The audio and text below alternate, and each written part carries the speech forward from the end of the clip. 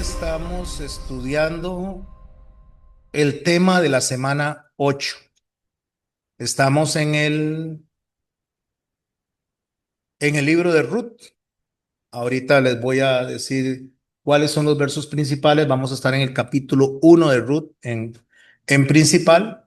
Y el tema de hoy lo titulé El pariente redentor.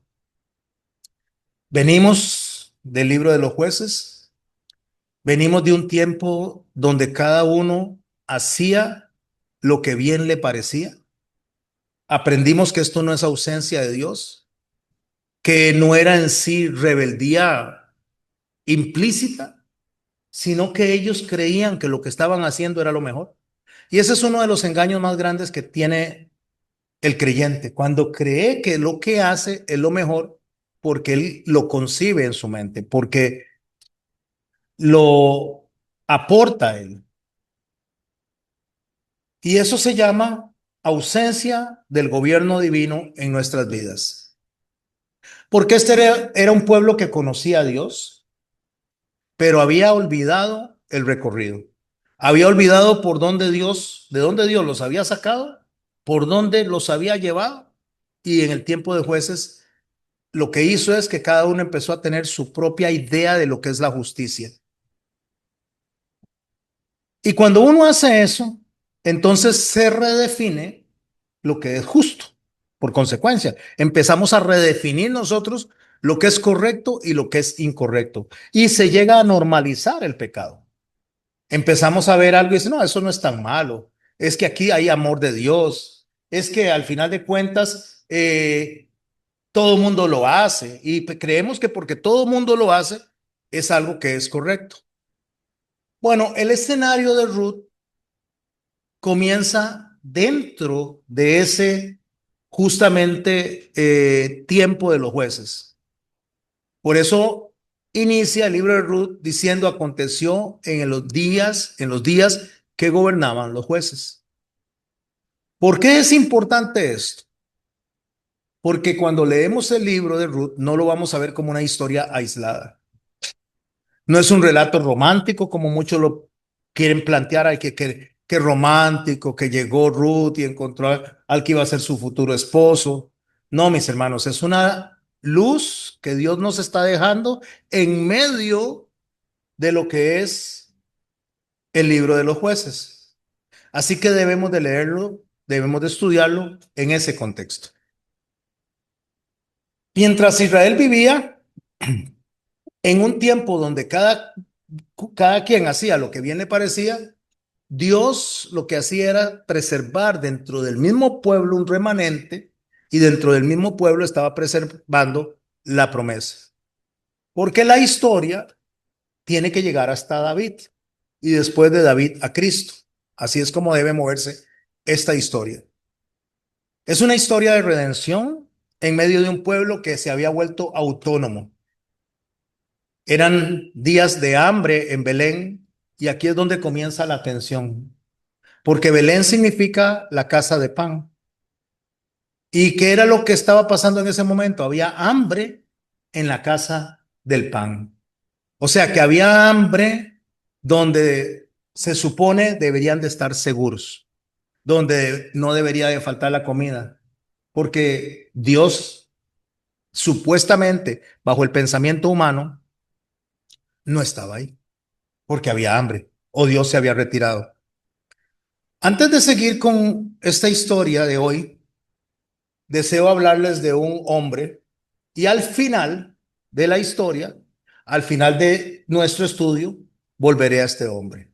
Su nombre era Fritz Haber. ¿Alguien ha oído hablar de Fritz Haber? ¿No lo han oído hablar? Recuerden ese nombre, ténganlo presente. Fritz Haber. Fritz Haber era un hombre que trabajaba con los alemanes, era un científico de muy alto renombre y en los tiempos de la guerra, en los tiempos de la guerra mundial, por tanto ataque, por tantas cosas que sucedieron, por tantas bombas, empezaron a haber sequías, empezaron a haber terrenos que no se podían sembrar. y había que hacer algo para que la producción agrícola subiera, porque si no el mundo se iba a morir de hambre. Para esas fechas, alrededor de mucho antes de eso, de hecho desde el siglo XVIII, los Estados Unidos había hecho un decreto que cuando se encontraran islas donde los pájaros dejaban el excremento y se iban y después volvían al año siguiente y dejaban el excremento, esas islas las ocupaba los Estados Unidos, y si usted descubría una isla de esas y los llamaba o les decía, ellos ponían el ejército, lo que fuera, para tomar esa isla. Porque el excremento de las aves, al cual se le llamaba guano, así le llamaban en América del Sur, los peruanos principalmente le llamaban guano a ese excremento de las aves, valía más que el oro en ese momento. 2 kilos de guano, con 2 kilos de guano se podía comprar 1 kilo de oro, para darle un ejemplo. Entonces, ese excremento era muy importante para el mundo, porque era lo que se le ponía a las tierras que no estaban produciendo, para darle nitrógeno. El nitrógeno está, perdón, para darles hidrógeno. El hidrógeno está en todo, en el ambiente, el hidrógeno está en nuestra composición, pero resulta que la tierra no absorbe el hidrógeno por sí sola. Una vez que las tierras se secan y no se les pone hidrógeno, entonces se empieza el producto que se siembre a perderse. Los incas fueron los que idearon el guano, y esos excrementos se ponían en la tierra, y entonces con esos excrementos las plantas agarraban fuerza, daban buena producción, y los estadounidenses se dieron cuenta de eso y empezaron a conquistarla, como que si se conquistara el petróleo en la actualidad.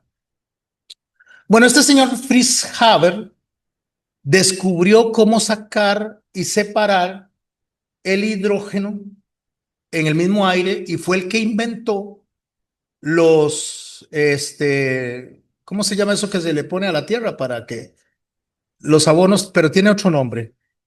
Los fertilizantes, sí. Él fue el que inventó los fertilizantes.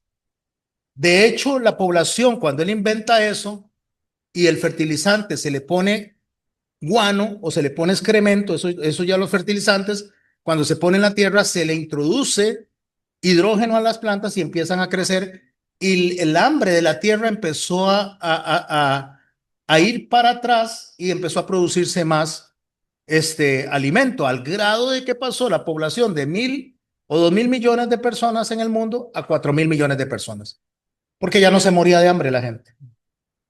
Fritz Haber también inventó, a raíz del hidrógeno, inventó y sacó el amoníaco. Y después de haber inventado el amoníaco, él de ahí sacó un gas que se llamaba el gas ciclón. ¿Por qué es importante lo que les estoy diciendo? Y volveré al final. Porque el gas ciclón fue el que utilizaron los alemanes para asesinar en las cámaras de gas a millones de judíos. Esa es la historia que quiero plantearles ahorita. Volvemos a Ruth, volvemos a Elimelech, y al final les voy a hablar un poquito más de este hombre, Fritz Haber.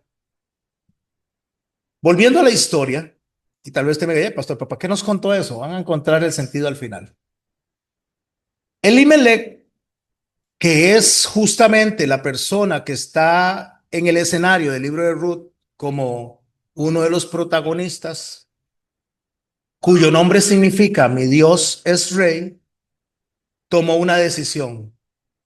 Les dije, para los que se van incorporando, que había hambre en Belén, en la casa de pan, y que en Moab era donde sí había comida.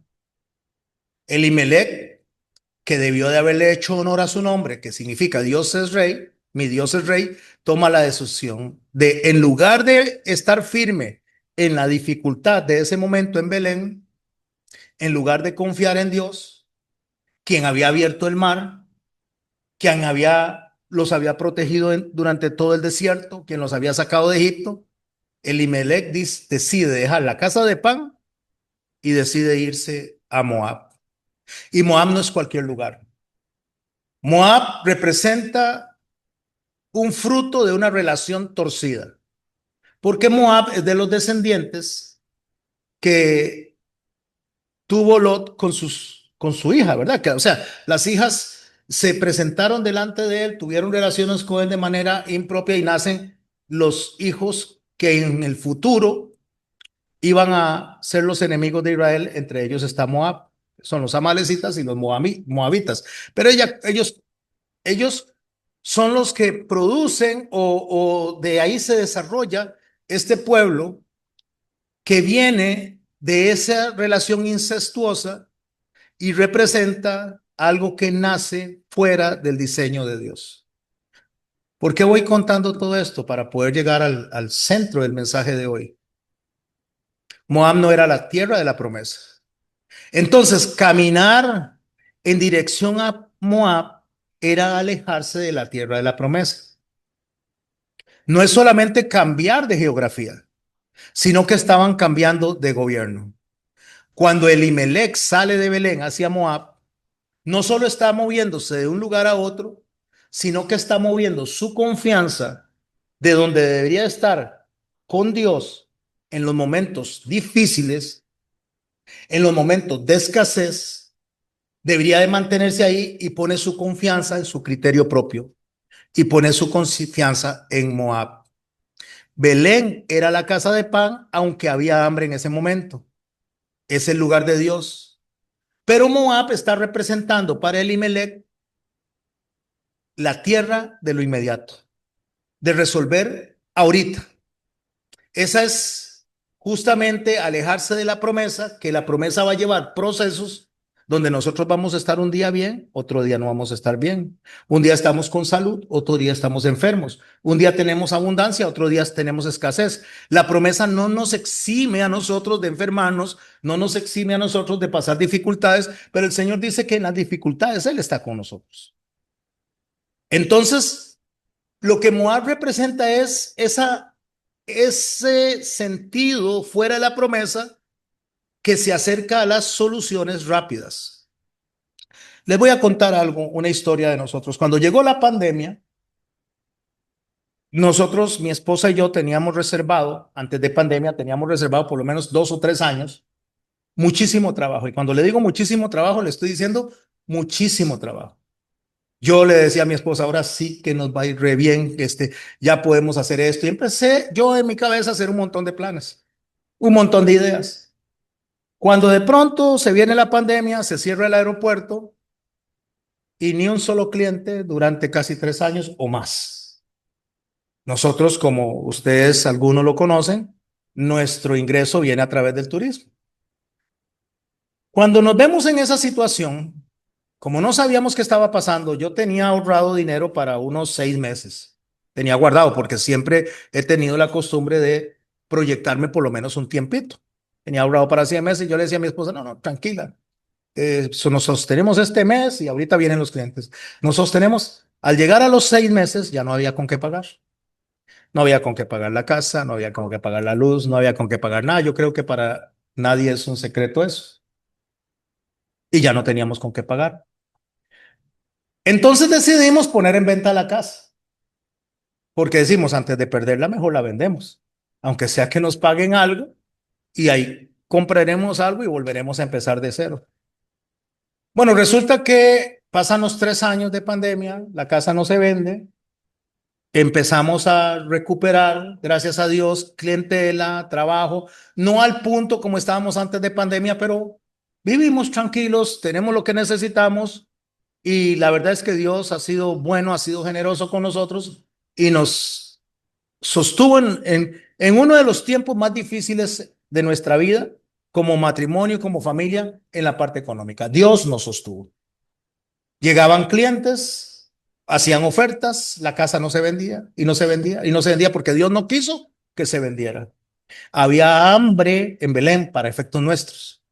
Había hambre en la casa de pan, porque entonces yo estaba pensando como Elimelech, vendamos y nos vamos, pero Dios tenía otro plan.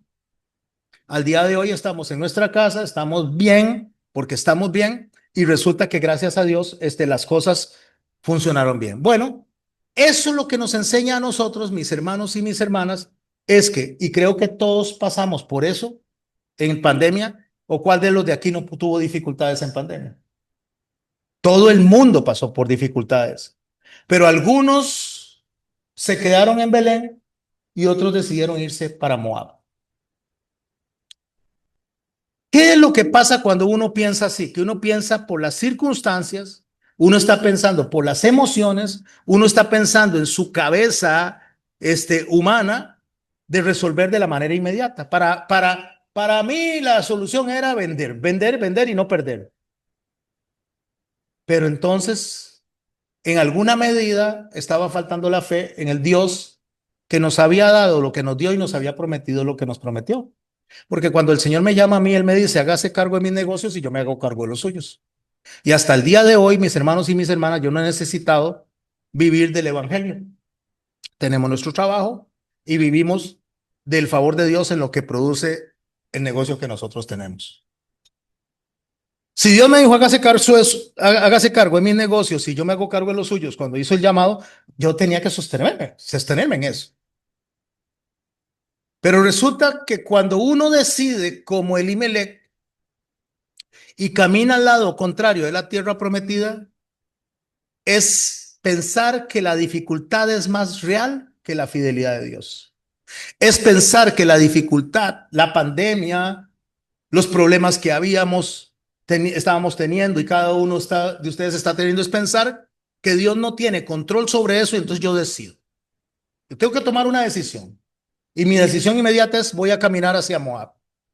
Pero resulta que el hambre era temporal en Belén, como la pandemia era un asunto temporal también. Que se extendiera 3 años no significaba que era algo para siempre, porque así es la vida. En la Biblia hay altos y en la vida hay bajos. Pero la promesa de Dios sí es permanente. Cuando Dios dice que Él va a sostener algo, aunque se vea oscuro, aunque no lo entendamos, aunque a veces pensamos que el mundo nos va a caer encima y que ya no hay nada que hacer, Dios dice, confíe en mí, confíen en mí, cállense, guarden silencio. Guardar silencio no en el sentido de que no oremos, que no la alabemos, sino dejen de estar buscando sus propias soluciones, porque sus soluciones son temporales, mi solución es permanente. Entonces, cuando el dolor se vuelve más fuerte que la memoria, lo que quiero decir es que cuando nuestro dolor es más fuerte de lo que Dios ha hecho en nuestras vidas y de donde Dios nos ha sacado, no hablemos solo de la pandemia, donde Dios nos sacó, donde estábamos muertos en delitos y pecados, donde Dios nos sacó cuando los matrimonios estaban mal, cuando los hijos estaban mal, cuando la economía estaba mal. Dios nos sacó de ahí. Y cuando la memoria se vuelve frágil, entonces el problema es que el corazón empieza a retroceder y a caminar en la dirección incorrecta. Busca la dirección contraria y quiere regresar a Egipto. ¿Qué es lo que empieza a decir la gente? No, hombre, mejor aquel trabajo que tenía me iba mejor. En aquella casa donde vivía me iba mejor.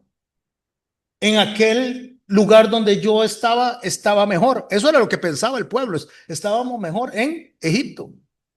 Y cuando nosotros pensamos así, empezamos a retroceder, a ir en la dirección contraria, y es donde las personas caen en endeudamientos, las personas caen en negocios que no se pueden sostener porque son insostenibles, porque tal vez ya las circunstancias son diferentes. Y vemos a gente que está llevando palo y palo y palo, tal vez con un restaurante, tal vez con una soda, tal vez con un negocio de venta de artículos o lo que sea. Y el Señor está diciendo, esto ya no se devuelvan para allá porque yo los llevo en una dirección correcta. Pero resulta que cuando nosotros empezamos a elegir Egipto diciendo que queremos ir a Egipto, es porque el desierto por el cual estamos pasando se nos vuelve incómodo. ¿Y qué es lo que nos pasa a nosotros? Decimos, no, yo lo primero que quiero salir es de este desierto de la forma que sea. No importa cómo sea. Y muchas veces hay personas que caen en un ciclo nocivo donde al no tener dinero, al no tener recursos como para venir y moverse a otro país o construir en otro lado, lo único que dicen, me voy para la playa porque necesito un descanso, un relax. Entonces se van para la playa, se van para la montaña, gastan lo que no tienen y cuando regresan los problemas están ahí esperándolo, porque está corriendo hacia el lado contrario, porque no está corriendo en la dirección que debe correr, que es hacia Dios, y utilizar la sensatez para comprender que Dios está al cuidado de nosotros y que tenemos que administrar bien lo que tenemos, aunque sea poquito. Porque cuando nosotros lo que tenemos lo administramos bien, aunque sea poquito, nos ayuda a salir adelante. Yo tenía para 6 meses nada más, pero esos 6 meses marcaron una gran diferencia dentro de los 3 años, porque no tuve ni problema ni angustia desde el primer momento. Al pasar los 6 meses y los bancos y las instituciones estatales darse cuenta que esto iba para largo, entonces los bancos intervinieron y empezaron a flexibilizar sus políticas financieras, no al principio. Mucha gente al principio les empezaron a plantear embargos, porque la gente, nadie se esperaba que fuera a durar tanto esto. Entonces, ¿qué es lo que hace uno cuando uno viene y camina al lado contrario de la promesa? No siempre es rebeldía, mis hermanos y mis hermanas. A veces, de hecho, a veces parece que estamos actuando prudentemente. Tal vez alguien tiene, voy a decir números así, tiene 50,000 colones para pasar ese mes y ya está todo tenso, todo estresado. Yo necesito quitarme este estrés. De por sí, ahorita me viene el salario de la otra quincena. Entonces voy a agarrar estos 50,000 pesos y me voy a ir para la playa, me voy a ir para la montaña. Y cuando venga, yo voy a venir todo relax. Y entonces una vez que yo venga todo relax, ahí me cae el salario de la otra semana. Se va, regresa y cuando llega le dicen en el trabajo, aquí está su carta de despido porque hay una reestructuración de la empresa y estamos quebrando. Entonces lo poquito que tenía se lo gastó tratando de resolver algo que no iba a resolver porque pensó resolver algo de largo plazo de manera inmediata. Entonces, al final, lo que nosotros hacemos es tratar de asegurar el futuro, pero sin consultar a Dios y pensando que lo que se está haciendo es de una manera sensata y tal vez hasta podríamos decir lo que estamos es protegiendo a nuestra familia. Pero el problema es que cuando la decisión nace del miedo, y esto quiero subrayarlo porque la palabra de Dios dice que la bendición de Dios no trae consigo tristeza. Cuando hacemos algo que es de Dios, estamos tranquilos, estamos en paz.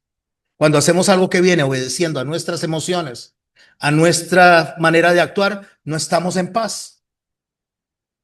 La pasamos difícil emocionalmente, espiritualmente. Pero si la decisión nace del miedo sin consultar a Dios, estamos caminando hacia Moab. ¿Y qué representa Moab? Es algo que hacemos que se sale del diseño perfecto de Dios. No necesariamente es el infierno, aunque a veces caminar hacia Moab nos mete en un infierno. Es simplemente hacer algo que no fue asignado por Dios ni fue consultado a Dios. Dios había prometido un hijo a Abraham. Le dijo que ese era el hijo de la promesa. Se tardó 25 años. Como eso se tardaba, entonces Sara viene y propone una solución que culturalmente para esos tiempos era aceptada. Le da la sierva a Agar y viene y Abraham la acepta para tener descendencia con ella. No es un acto en ese entonces visto pecaminoso, no era un acto de pecado, era un asunto cultural, era una práctica común en ese contexto en que se estaban dando las cosas, pero había un problema, no fue lo que Dios le dijo a él. Lo que Dios le había dicho a él era que de sus lomos, y por supuesto que con Sara iba a venir el hijo de la promesa. Entonces, lo que él estaba haciendo no era siguiendo lo que Dios le había dicho que hiciera. Estaba siguiendo no el camino de la promesa, sino que está siguiendo sus propias emociones, lo que su esposa pensó que era lo correcto, y de ahí viene y nace Ismael, el cual no es el hijo de la promesa. No nace de un pecado abierto desde el concepto nuestro, porque era culturalmente aceptable, pero sí nace de la impaciencia. Nació de no confiar en Dios plenamente, sino confiar en sus propias decisiones. Por eso es que Moab representa algo más importante para nosotros que simplemente un pueblo. Lo que nos enseña a nosotros Moab es que no todo lo que hacemos fuera de la promesa necesariamente es malo. No todas las decisiones, aunque no sean consultadas a Dios, necesariamente son pecaminosas. A veces, de hecho, nos parece lógica la idea. A veces nos parece que es algo prudente lo que estamos haciendo. A veces parece que es la solución perfecta para ese momento. Pero si Dios no lo asignó, mis hermanos, tarde o temprano trae consecuencias. Tarde o temprano. Y a veces más temprano que tarde.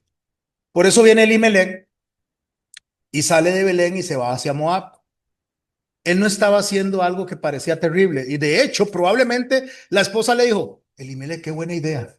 Aquí estamos pasándola difícil, no hay comida, la producción no está bien, allá en Moab todo está de lo más mejor, o sea, allá hay buena plata, allá hay buena producción, hey, vámonos para allá. Así que parecía una decisión práctica, es sencillo, aquí hay hambre, allá hay comida. Es sencillo, pero Moab representa justamente eso. La vida que se organiza fuera del diseño de Dios, aunque allá se vea bien y aquí no se vea bien, no necesariamente estamos caminando en la dirección correcta. No necesariamente es algo pecaminoso, pero tampoco es confianza absoluta en Dios. Y cuando nosotros realmente caminamos dentro de la promesa, terminamos aprendiendo que lo único que sostiene o nos sostiene en la vida no necesariamente tiene que parecer lógico. Solamente tiene que ser algo que sea una obediencia a lo que Dios nos ha dicho y como Dios lo dijo. Porque cuando hacemos las cosas de acuerdo a nuestro pensamiento, eso es muy peligroso. ¿Y por qué es peligroso? Porque cuando caminamos fuera de la promesa, aunque hagamos soluciones inmediatas, ¿qué le pasó a Elimelech con el paso del tiempo?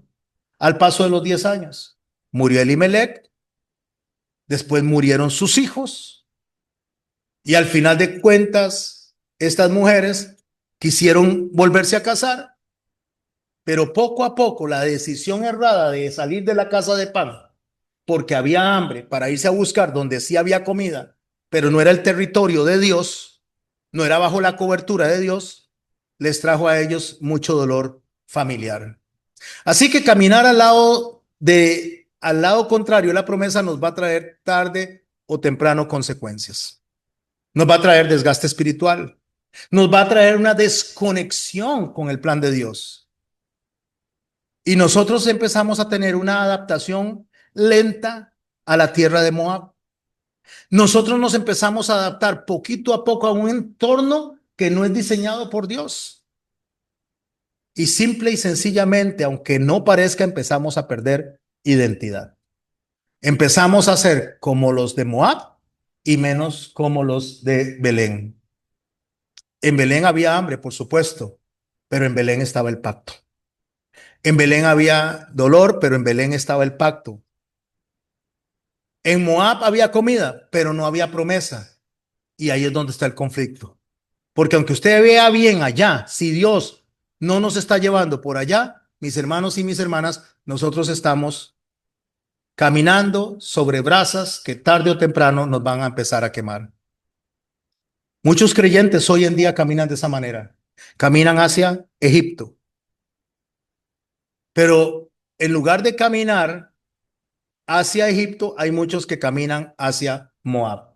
Egipto es devolverse, es apartarse totalmente del camino, es ser anatema, mientras que Moab es ir a probar, ir a tantear. El problema es que en Moab el lugar puede ser cómodo, el lugar puede ser estable, el lugar puede ser funcional, pero está fuera del propósito de Dios. No es ausencia de Dios, es distanciarnos del plan de Dios. Porque caminar al otro lado, mis hermanos, es dejar que las circunstancias nos gobiernen, es dejar que las emociones nos gobiernen, es dejar que nuestra propia opinión nos gobierne. Caminar al lado contrario de la promesa, mis hermanos, es solamente caminar e ir muriendo poquito a poco. Porque lejos del Señor, mis hermanos, morimos poco a poco. ¿Qué fue lo que le dijo Moisés al Señor? Si tú no vas conmigo, yo no voy. Porque nosotros tenemos que primero pensar, ¿está Dios conmigo en estas decisiones que estoy tomando? Bueno, muere Elimelech, mueren sus hijos, muere todo un proyecto familiar. Lo que parecía una decisión práctica deja un vacío en estas tres mujeres. Pero ahí, gracias a Dios, comienza también la esperanza. Porque aunque nosotros caminamos en la dirección contraria, la promesa siempre va a caminar en la misma dirección. Porque aunque nos alejemos de Belén, Dios sigue en Belén. Aunque nosotros nos alejemos de los planes de Dios, Dios sigue sosteniendo sus planes. Dios sigue siendo rey. Dios sigue proveyendo pan. Cuando Noemí escucha que allá en Belén hay comida, que hay alimento, que Dios había visitado el pueblo, ella se levanta. Y esto, mis hermanos, es arrepentimiento. Shut en hebreo es dar la vuelta y donde íbamos en la dirección opuesta, dar la vuelta y regresarnos hacia Dios. Arrepentirse no es llorar. Arrepentirse no es empezar a golpearse, a empezar a echarse culpas. No, arrepentirse es cambiar de dirección simple. Va hacia allá, devuélvase. Es dejar de Moab para regresar a Belén. Es dejar esa autosuficiencia que tenemos nosotros y volver a la dependencia total en Dios. Es reconocer que caminar lejos del gobierno de Dios solo nos va a traer a nosotros dolor y vacío. Caminar al lado contrario, la promesa es posible. Dios no nos va a dejar de amar, ni Dios nos va a amarrar a Él. Pero tarde o temprano entendemos que fuera del diseño de Dios no hay paz ni hay plenitud. Mientras Israel en Jueces hacía lo que bien le parecía, Ruth, que no era israelí, que no era supuestamente de la promesa, aunque la promesa la alcanzó a ella, decidió caminar hacia la promesa. Ella no tenía herencia, ella no tenía derecho, ella no tenía ninguna garantía, pero ¿qué eligió ella? Eligió a Dios y eligió caminar en la dirección correcta. Y eso nos confronta. Nos confronta a nosotros porque la pregunta no es si estamos lejos.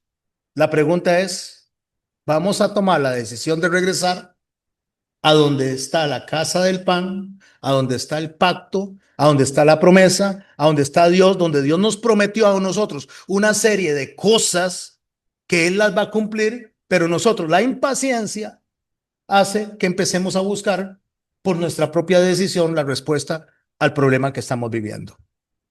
Entonces la pregunta es, ¿vamos a regresar o vamos a continuar caminando al lado contrario? Porque la tierra de la promesa no es un lugar geográfico, es una posición espiritual que nos gobierna a nosotros en el corazón. Es Dios gobernando nuestra mente, nuestras decisiones, aún en medio de las dificultades. Y cuando Dios gobierna, aunque haya hambre, hay esperanza. Cuando Dios gobierna, aunque haya procesos, hay destino. Y cuando nosotros regresamos al camino de Dios, nos encontramos al pariente redentor, a Cristo. Para Elimelech le pudo haber parecido algo lógico. Aquí hay hambre, allá hay comida, me voy y me voy con mi familia.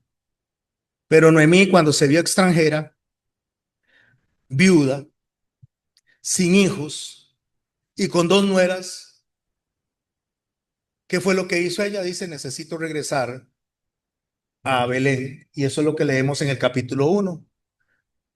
Porque cuando una decisión se toma fuera de la promesa, tarde o temprano obtenemos las consecuencias. No se ven al principio, se ven conforme nos vamos alejando de la promesa. Noemí oye a Dios y ¿qué es lo que hace? Decide regresar. Y aquí es donde viene uno de los textos más hermosos de la Biblia. Es uno de los textos que a mí me llena mucho cuando lo leo. Y es cuando justamente Ruth le muestra su lealtad a Noemí. Noemí se intenta despedir de sus nueras, les dice, vuélvase a su tierra, yo no voy a tener hijos, y si tienen que esperar por los hijos, ya van a estar ustedes muy viejas para cuando ellos crezcan. Vuelvan a sus dioses, le dice. No tengo nada que ofrecerles.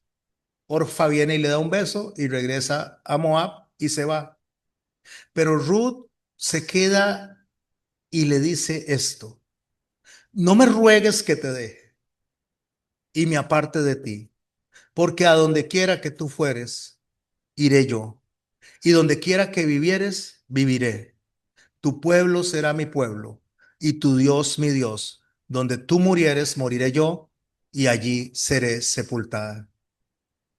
¿Sabe qué es esto? Esto no es emoción, esto es pacto, esto es lealtad. Ella no le está diciendo, me voy a ir con usted, y si está bien, pues me quedo con usted, y si está mal, me devuelvo. No, ella está diciendo, si ahí se muere, ahí me muero. A donde quiera que vaya, yo voy a ir. Eso es lealtad. Eso es lo que una persona debe hacer con Dios, debe hacer con su esposo, debe hacer con su esposa, debe hacer en términos familiares. Es lealtad. Donde usted esté, ahí voy a estar. Donde usted se muera, yo voy a morir.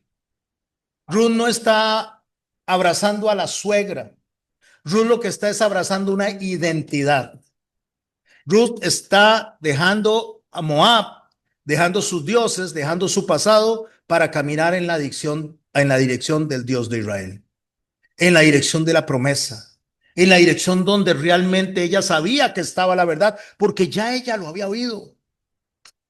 Aquí hay algo profundo, mis hermanos y mis hermanas, porque mientras en Israel, en el libro de Jueces, cada quien hacía lo que bien le parecía, una mujer gentil decide someterse al Dios verdadero.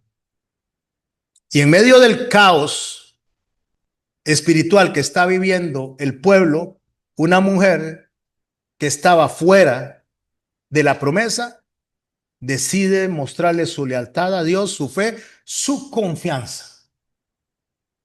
Y aquí es donde aparece justamente el concepto del varón redentor. Porque cuando Ruth regresa con Noemí, ambas llegan sin nada. Pero Dios ya había preparado un escenario allá. Había preparado un escenario que donde había hambre, donde otros sí se quedaron justamente a sacar adelante las cosas en medio de las dificultades, porque no todos se fueron. Hubo gente que se quedó y dice, aquí vamos a sacar adelante la tarea. No se fueron. Elimelech se fue, pero ella dice, voy a regresar. Y ella no sabía con qué se iba a encontrar. Lo único que ella quería era ir a morir a su tierra.